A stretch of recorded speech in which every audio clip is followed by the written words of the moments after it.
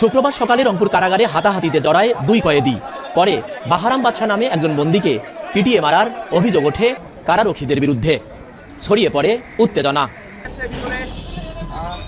দুপুরে কয়েদিরা একত্রিত হয়ে কারারক্ষীদের বিচার দাবিতে বিক্ষোভ শুরু করেন। আরও বেড়ে যায় উত্তেজনা। সহায়তা চাওয়া হয় জেলা প্রশাসনের। অবস্থান নেয় সেনাবাহিনী।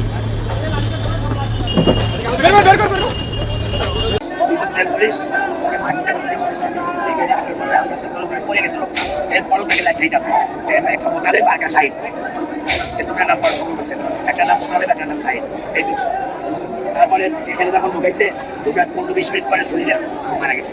একটা লোক একটা এই লোকটারে কম্পাউন্ডের কাছে এইভাবে যে বাচ্চা যে হাঁটু দেখা যায় ওইটি এইভাবে যে বাচ্চা মারা যায় এইভাবে বাচ্চা এইভাবে অমানবিক হত্যা করছে। সব জ্বালানি সব দেখছে। আমি প্রধানমন্ত্রী যদি বিভাগীয় বলতে ধীরে ধীরে শান্ত হয় পরিস্থিতি। গঠন করা হয় তদন্ত কমিটি। সাময়িক বরখাস্ত করা হয় শাহজাহান আলী ও মোতালেব নামে দুই কারারক্ষীকে।